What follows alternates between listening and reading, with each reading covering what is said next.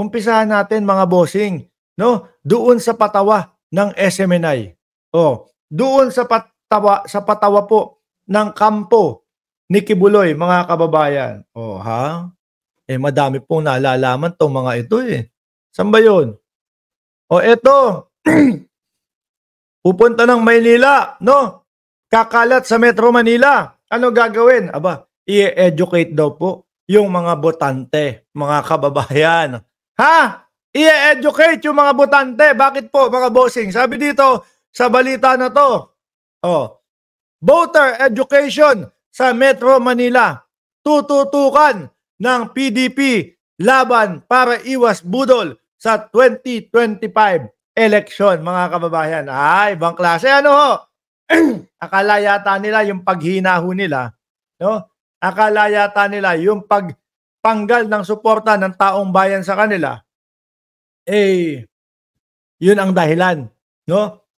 Yung nabubudol po, yung mga botante, aba, hindi yata. Ang dahilan ng pag-iwas ng tao sa inyo, lalong-lalo na sa PDP laban, unang-una,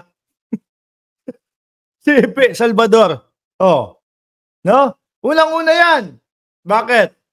Eh, biruin mo naman, kukuha ka lang ng mga politiko na sasali sa PDP laban. Aba, Philip Salvador pa. Patatakbuhin pang senador, mga kababayan. Eh, eto nga't nabudol na tayo kay Robin Padilla eh. Oh, sabi ng taong bayan, ayaw na namin sa isa pang artista. O, di ho ba?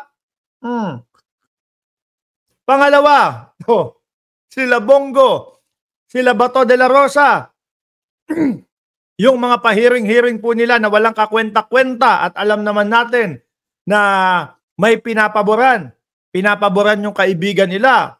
Oh. Yan po ang mga dahilan kung bakit inaayawan na kayo ng taong bayan. Kaya yung sinasabi nyo, voters education sa Metro Manila, tututukan nyo? Baka pahiya pa kayo ng mga taong kakausapin ninyo eh. Nasabihin, hindi nyo ba alam?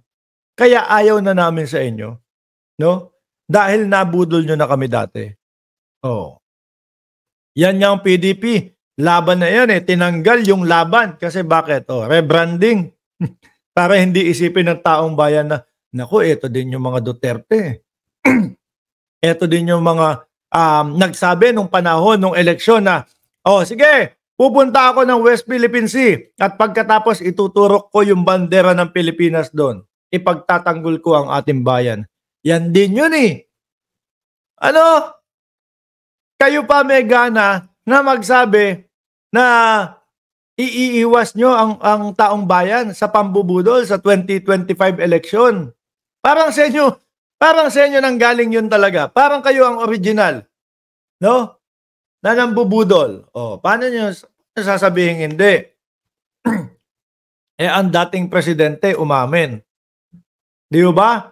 Sabi ni Gloria Ko, watching from Pangasinan, God bless. O, ang dating presidente umamin. Sinabi kay Techie Mind, Techie Mind, ha?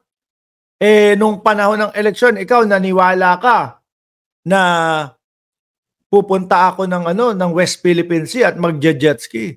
Hindi mo yata alam, Techie Mind, na diskarte lang yun, no? Dahil election nun. Eh, ang totoo, hindi naman. Wala namang gagawin pala.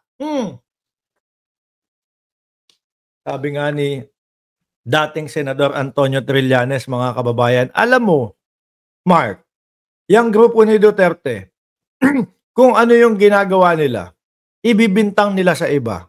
Ano? Naalala nyo, mga bossing, 6 na taon o 8 taon makalipas, si dating Senador Trillanes, ano sabi? Sabi, yung si Duterte, nakikipag-usap yan sa China, etc., etc. No? Aba, binaliktad ng dating Pangulo. Si Trillanes, ilang beses lumabas ng bansa. At pagkatapos, ibinenta ang Pilipinas. Inulit-ulit naman po ng mga vlogger nila. No, inulit-ulit nila Roque. Sabi, si Trillanes binenta ang Pilipinas. Ayun. Kaso, ang kinalabasan, sinampahan ng kaso ni dating Senador Trillanes. Ha? Biruin nyo yan, mga kababayan. Tapos, Ma'am Chris Rose, 'di ba sila pa yung may ganang magsabi, "I-educate namin ang Metro Manila para tutukan ang pambubudol." Walang pambubudol, 'di ba? Nakita niyo naman ang trust rating ng pangulo ngayon, pataas po ng pataas. Oh, sabi ni Techie Mind, inabangan ko nga 'yan, Mark, eh. Wala po, 'di ba? Yung ano, yung jet ski, sabi, eh, inorder ko na kaso hindi dumating, eh. Kasi naman tayo mga kababayan, nadali tayo nung panahon na yun, ano? Nadali tayo, naniwala tayo na talagang pupunta at ipagtatanggol ang West Philippine Sea para sa atin. Ngunit subalit datapwat, dahil base na din po sa pag-amin ng dating Pangulong Duterte, election lang nun. Election lang nun, kaya yun sinabi. O, di ba? Naku, napakasarap magkape. Tapos yung kape, oat milk yung ilalagay. Kaya mga bossing dyan, sa comment section, sino sa tingin ninyo yung mga nambubudol kapag election ho, mga kababayan? Long Bites TV, shoutout sa iyo.